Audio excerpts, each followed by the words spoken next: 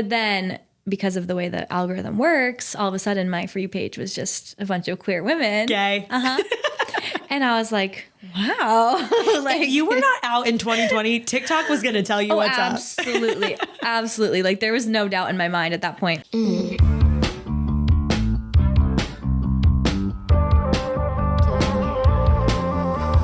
Hey y'all, welcome back to Made It Out. I am so excited about today's guest. You guys have commented, you've DM'd, and we've got her. It's Soph Mosca. Hi. Hi. Thank you for being here. Thank you for having me. We've never had a Gen Z guest on. You're the very first one, popping my cherry.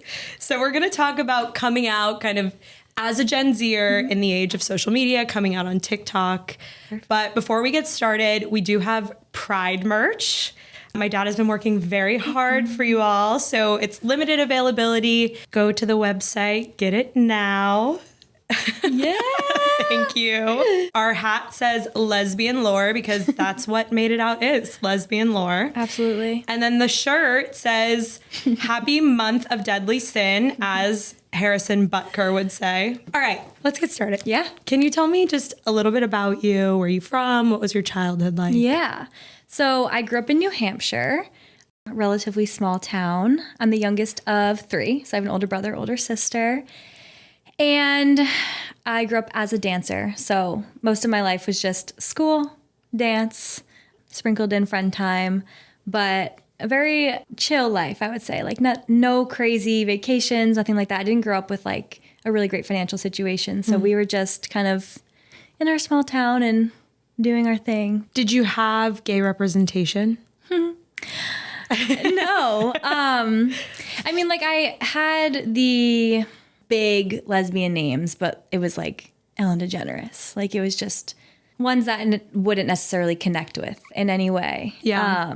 And then in terms of like people I knew personally, it was very far and few. Yeah. Like I think in high school I knew one or two lesbians that were out, and it just like it wasn't common. Yeah. It was not there at all, really. How was it talked about in your family? I know you have a gay sister. I do. Yeah. So how did that all go? Yeah. So I did grow up religious. My mom raised us in the Catholic Church, and I went to a Catholic school from kindergarten to sixth grade. So of course there's a lot of interesting relationships between like the gay community and the Catholic Church. But I also wouldn't say that I was raised in a family where there was a lot of homophobia. Yeah. I think it was just kind of like not talked about in a sense, but we were never told like gay is bad or anything. And especially my dad, he's always been he's very sure of himself, and he'll talk about how he has a crush on Tom Brady. Like he's just like, he's so not toxic masculinity. Like he's so far from it. So I had that as well. So it's kind of like the two extremes. No, he's great. That's how my dad is too. Like my dad embroiders our merch. Yeah. So he's very in touch with femininity. You get it. Yes. And then, so yeah, my sister came out when I was still in high school. I think I was like a junior or senior in high school. And it was still another situation of like, don't ask, don't tell. Like, my mom didn't not accept it, but she didn't necessarily welcome it. And I think just how I saw like my sister's significant others get treated versus like my brother's, who's a straight man, it was just different. Like I could tell how there was like that underlying uneasiness. Yeah. But I also, when my sister first came out, I also felt that underlying uneasiness because I had no idea. Clearly, I was struggling with a lot of internalized homophobia. But when she first told me, I was like, no, you're not. Wow. Like, no, you're not. And just sort of gave her a hard time with it. And it was all just because of these like just false beliefs that I had, I guess, growing up. Yeah. Yeah. Like, so when did you realize you were gay? So I was 18. Okay. There's so many times throughout like high school and way younger too, where I'm like, how did I not know? Like, come on, be so for real. But I was working at a coffee shop, and my manager there was an openly lesbian woman. Oh my gosh, work relationship. But she was like very openly gay, like very flirtatious, just always sort of like openly flirting with me. And I remember I'd like go home to my hometown best friend and I'd be like, oh my God, this girl, like she's gay and she's flirting with me. Like, and then I'd be like side-eyeing her, like seeing her reaction. Cause I started to be like, why do I like it? But I thought I was just kind of like liking the attention, I guess. But then like we'd work together and her shift would end before mine and she'd leave and I'd get sad and I'd be like, wait, why am I sad? Like, what is going on? And then I remember one day this girl, she left and I was still working and like I watched her walk out and I was just like, uh-oh, I have a crush on her.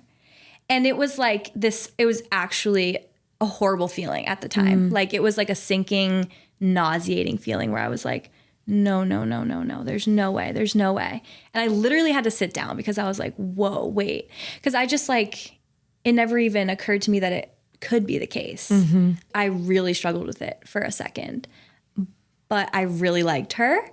And I kind of just like rolled with it. And the more I rolled with it, the more excited I got about it. And I like started to find like queer women in music and like I would be driving to work and I'd put on those songs and I'd be like singing and I'd be like thinking about her. I'd be all excited. And then it was like fun. Like it just felt right.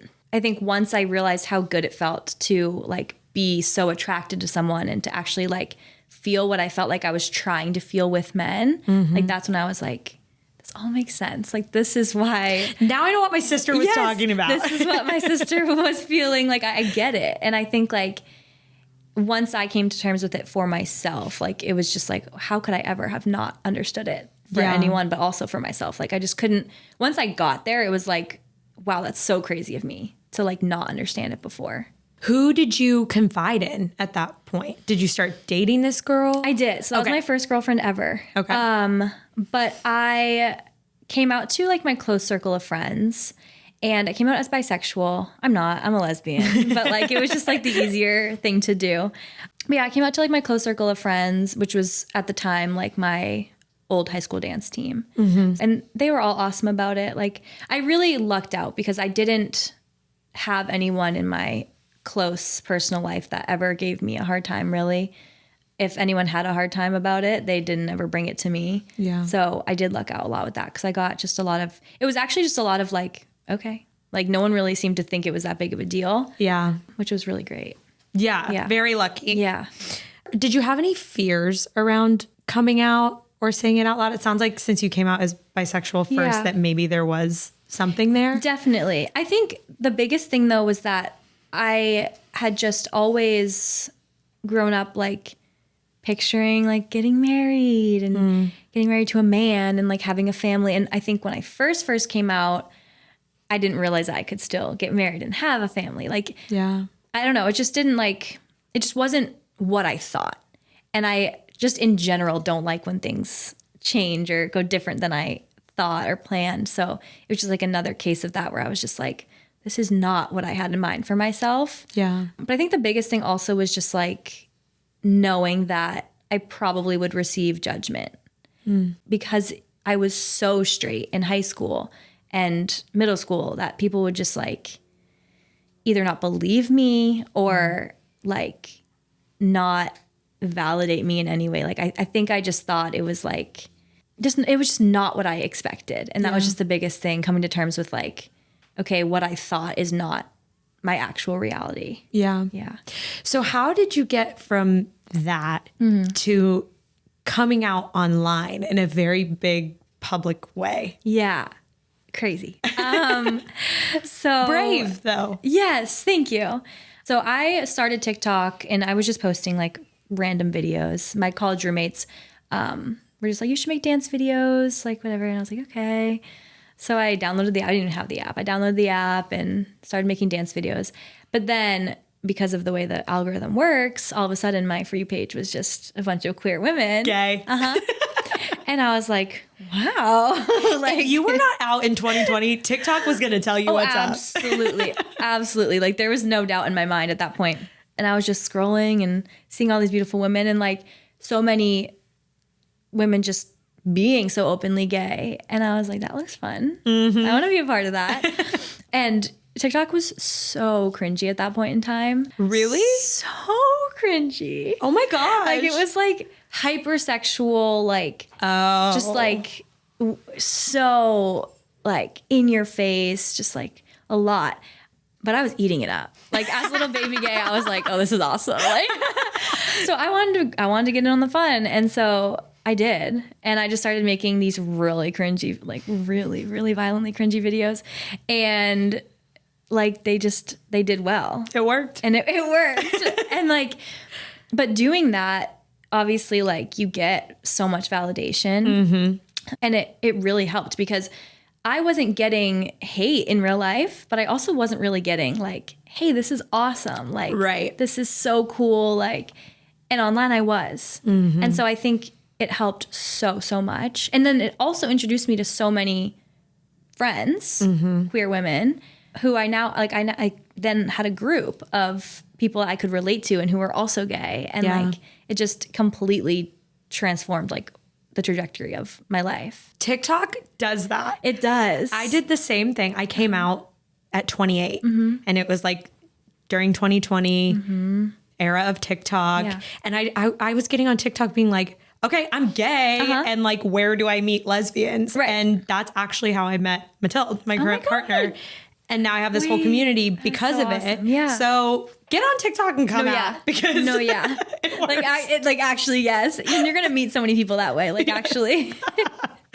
So what about your parents? Because now you're out on social media. Where are they in all of this? They're supportive. When I first came out, I didn't really ever give them the option to not be supportive. Like I mentioned again, it was sort of like a don't ask, don't tell. Like it wasn't really talked about, but it also wasn't frowned upon necessarily. My dad did text me when I came out to them, and he just was just like, I love you no matter what. So he did give me that. Because you were out online before you came out to them.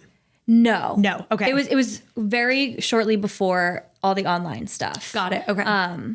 But I didn't like talk to them about it. And then all of a sudden they knew I was dating a girl. But then we broke up and I didn't really talk about it. And then I started making the videos and then it was like so in their face. But they never really said anything negative. They never said anything positive really either. Right. But they were just kind of like, okay. Kind of like watched from a distance. And then they really just thought I was the most crazy about like, I just decided I was just going to move to Florida. And so they were kind of just like, why? To come out and then move to Florida is quite a choice. Honestly, yes, that didn't connect very well. But that was like during that time period, like that was the main thing that they were focused on, not so much like what I was posting or whatever. I have no idea what they were saying behind closed doors, but I don't even want to know. But then like when it got to the point where maybe they could even say something, I was like, I made it a career. Right. And so like, what were they going to say if I was like younger than I thought I would ever be, paying my bills and supporting myself, like even if it made them uncomfortable at any point in time. Like I know they never like wanted me to like fail just because I was gay or anything like crazy like that, which I know some people really do have situations like that. Yeah. But they're just sort of like they're back there and they're like cheering me on from like a distance, I would say. Was it hard to deal with at first not getting that validation? Not at first. It was almost something that kind of developed like maybe later on. Because I think when I first came out, it was sort of like I just sort of felt this like rebellion almost. Like, you can't stop me, like fire beneath me type of thing. Yeah. And then it was just sort of like, I think maybe I saw other really involved parents, and that's when I would compare a bit and just sort of be like I don't really have that with my parents. Yeah.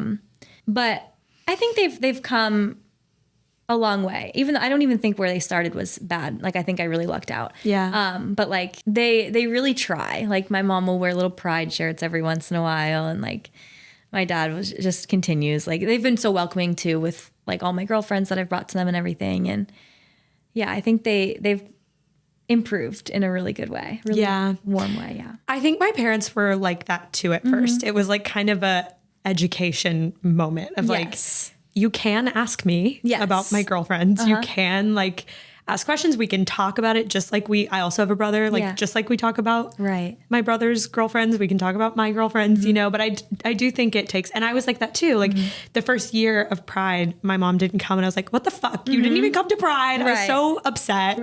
And then this year she was at Pride kissing all my friends. So they come, I think they come around in their own time. Yes. What was your first like I'm gay TikTok and how were you feeling prior to posting it? So I don't remember the exact one. I think I just hopped into the trends that were kind of within the queer community online. But I really think I was just so driven by the positive comments and the attention, quite frankly. Like, I never really felt anything, like I never felt embarrassment, which some of those videos I probably should have, but I didn't at the time. And I was just sort of like, this is awesome. Like, I'm getting all this validation, and it was just this like little exciting thing. Cause I was still in New Hampshire. I was in college, and I had this like, it was almost like a little secret life where I was like posting these videos online, and I just think it was just exciting. Yeah. And then people at school started to kind of find out slowly, and I was just sort of like, yeah, I'm gay, what about it? Like, I was just sort of like, it, I think, is a lot easier to be openly gay when you like have this platform that's encouraging you versus if you're just like alone with it. I feel like it's a lot heavier at first. Yeah. Do you feel like your generation, it is more just kind of like, I don't need to come out. This is just who I am. It is what it is. Absolutely. Like, I think it's so just like, no big deal. I mean, not everywhere, I'm sure. Yeah. But I think overall it's headed that way at the very least. Like, I know even in my small town, like the kids just, they're all gay in some way. I love that. I love it so much. Like, and I've seen like rumblings of people like not really liking that it's sort of cool or a trend or whatever it is, but like, who cares? If these kids right now, if they're like, yeah, I'm like pansexual or whatever they're coming out as, and then decide later on like they're not, who cares? Like, let them figure it out. Like, let them explore. I think it's awesome that they feel like they can explore, because so many of us couldn't. Yeah. So I think it's awesome. And I think it's headed in like a really cool direction. I love that. Yeah. Not only did you come out online and like really indulge in the queer TikTok space, but you were also in a very public online relationship. I was. What do you think was so special about that relationship that captured so many people's attention? It was a very genuine relationship. I've always said this, like, what we showed online was realistic. Like, we were really so in love. Like, it was like a very, very sweet relationship. Like, our audience got to sort of watch it unfold because we started out as friends. So we were friends for a while, and they saw us as friends, and then they sort of slowly watched us like start to hang out alone more. And because we were posting everything back then, like everything. And then the way I asked her to be my girlfriend was in a TikTok. Oh my gosh. So they saw that, and then like they just watched us grow, and then we moved in together. And I think we just sort of like, it looked like some sort of like lesbian fairy tale relationship. I think it was a good influence for people to have. Like, it was something to kind of, people could see like, oh, like I can have that too. Like, it's what I wanted to have when I was younger. Yeah, to look up to. Do you think being so public added pressure to the relationship? No, not necessarily. I mean, in a sense, yes, like just because I think it just adds sort of like a very inhuman component of the relationship where like you have so many people's opinions feeding in. It's like, we just see comments that were like, oh, like Soph's this and Avery's that. And then it's just like so far from the truth. And then it's just like, it's just a weird added thing to a relationship that like isn't normal. Yeah. But I really don't think like it didn't add too much pressure. Like, it was fun. I think we both had fun. Yeah. Posting it. Yeah. I think exposure like that at any level, even if it's not a relationship, it's just exposure on your life and yourself is hard. And it's hard to get feedback like that when people don't know you and then you want to comment back. Yes. You're like, ah! No, yeah. And I think also like the repercussions are forever. Like, we're forever associated, and like it's okay with us. We're good friends, but like we will never get rid of it. And like, it's okay. But it is kind of crazy if you think about like, if someone you dated in your early 20s is forever like glued to your reputation. Like, it's just an interesting, like, I'm not even saying it as a good or bad thing. It's just like a neutral, like, that is a fact. We are forever like linked. And also publicly. Like a fact for people that you date moving forward too, which is probably tough. Yes. And the comment, like, people online are ruthless with like comparing and like just really like they are so, and I do understand, because it's like to a lot of people, we are like a character in a TV show to them. And you know, if there's like a couple in season 1, you get really attached to them, you're forever hoping they get back together like throughout all the seasons. And so like I understand that that's how a lot of people view it. Like, they were so hooked on like that one really awesome lesbian couple, and then they broke up, and then they felt like they went through the breakup too because they were so hooked on us. And it's like they're forever like, get back together, back. Like, I get it. So, but this isn't One Tree Hill. This is real fucking life. Leave them alone. Was that your first heartbreak? Yeah. I would say so. Yeah, it was hard. And I had gone through breakups. I had been sad, but I was so heartbroken. But I think it didn't help that like 2 months before I had just been diagnosed with type 1 diabetes. So I was at like a really vulnerable low spot. Yeah. And I took it really hard, because I was like, I mean, it's easy to look back on it now and be like, I understand why it didn't work out. Like, I think it's good that we broke up. Like, I don't think we were growing the way we were supposed to. But at the time, I was so set. Like, I was like, this is my person. And like, I was just so deeply in love, so blind to any like adversities in our relationship, like just so set on her.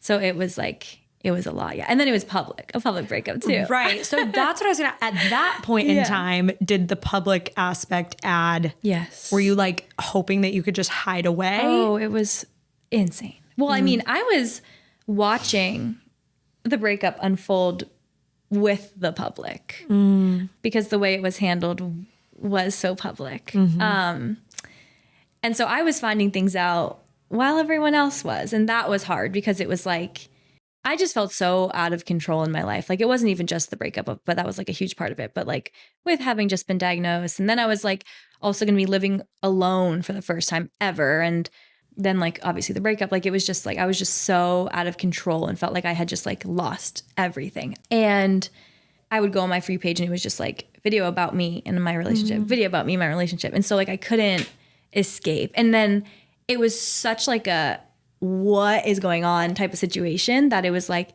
people in my real life that I haven't talked to in years would text me and be like, oh my God, like, what is going on? And it was just like, I couldn't escape it. Like, everyone wanted to know what was going on, like the internet in real life. Like, it was just this huge thing. Like, even that's another thing that's like stuck with me. Like, that situation is forever like ingrained in people's brains. It was like a scene, like it was a movie to people, and it was my real life and my real breakup. And like, I think that's what people weren't really realizing is like, yeah, I was sad, but like, I was actually sad. Like, I was posting like healing videos online, and then in real life, I'm like absolutely miserable. Like, I was just posting like trying to stay afloat, trying to like encourage other people while trying to encourage myself. But like, in reality, like, I was devastated. And then I was getting so much like encouragement and positive words about how well I was doing. So I felt this pressure to be like actually doing well when I wasn't. Yeah.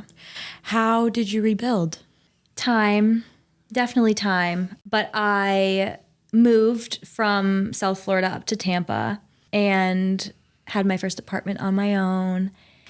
And I was forced at that point in time to figure it out. Like, that's really what it was, is I had no other choice. Like, it was either like, let it all take me down or figure it out.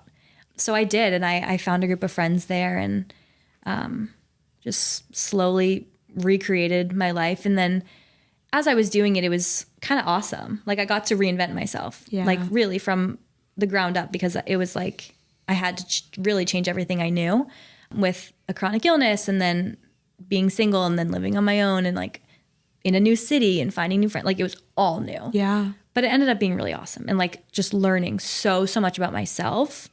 And it was just like empowering because I really was kind of just like a codependent person on friends, on family, on relationships, and then was forced to not be. And it was just like, it was awesome. Yeah. What do you think the biggest lesson is that you took away from that kind of time in your life? I feel like this sounds so cliche, but like I really am capable of so much more than I thought. Like it would just be little things too. Like I'd have 4 bags of heavy groceries and I'd be like, I can't do this myself. And then I'd do it. Yeah. And I was like, oh, okay, Slay. You're like, actually I have to. So okay. Who's going to carry them if I'm not like, it was just like a bunch of little things like that where I was like, wow. Like I just was like, just so not confident with myself and like what I was capable of. And then obviously it was things deeper than that too. Like I'd be having a hard night and I had I had friends to turn to obviously, but like I didn't have a relationship to lean on. I didn't have like a comfort person per se sometimes. So I would just be like, I'm alone with these feelings and this thought and like managing my diabetes too. Like I'm alone with it. And like, but it's empowering in a sense. Yeah. Yeah. I feel like a lot of those things stack, like the groceries, and then you're confident to do one more little thing and then one more little thing. Yes. And then before you know it, you're like, I don't fucking need anybody. No, absolutely. and then you get to where I'm at now, where I'm hyper independent and I like refuse to ask for help, but like we're working on finding a good middle ground. But yeah. The pendulum swings. Yeah, exactly. Exactly.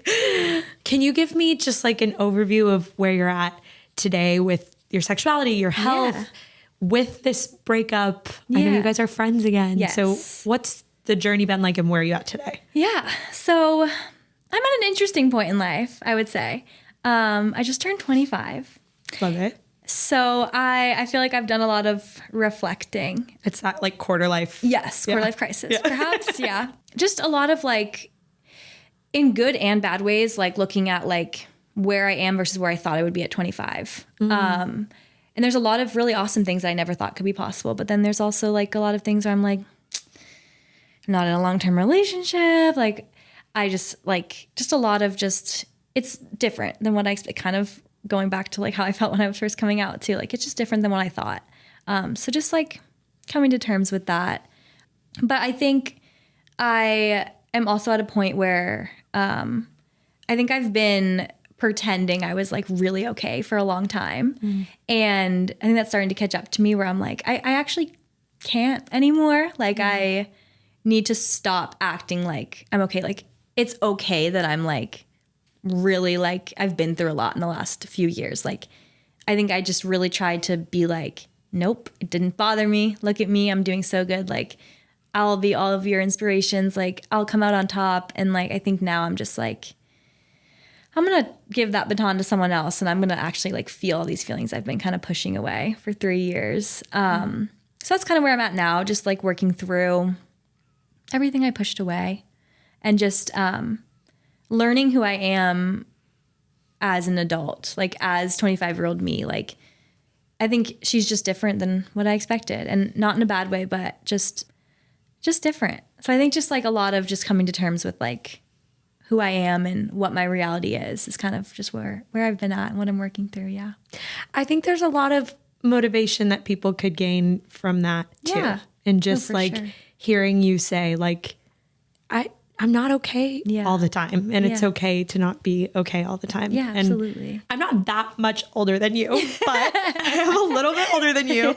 And I will say, I think that feeling doesn't go away. Yeah. I think you're always like, this isn't what I expected it to be. But I think the hope is that it's better and like then in some ways than what you expected. Absolutely. And I don't know, I think there's something beautiful to that, you know? It's life. Yeah. Like we're human at the end of the day. Like we should feel this way. I would be worried if I was like so like up on top at all times. Like I think that that's not good.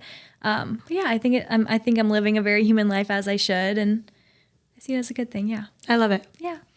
What advice do you have for your younger self when you were still closeted, how to crush on your coworker, struggling with those feelings? Yeah. I think just just let it out, girl. Like let it out. You're in like so much denial. Like I don't know. I think just if you have that gut feeling, like it's probably the case for yourself. I think that applies to everything, but like, especially like I always, cause I get a lot of questions like, how did you know you were gay? Like, I think I might be. And I'm always like, you are. If you think you are, you are. Follow the thread. Yes. And like, it's okay. And like, maybe you're not a lesbian, maybe you identify with something else, whatever it is, like just go into the light, like let it take you and see where you end up. Because like, I can't fathom if I had never accepted it and just decided to live a straight life or trying to live a straight, like that would be so much more painful than the pain of like coming to terms with being gay or dealing with any sort of like hate for being gay, whatever it is. Like,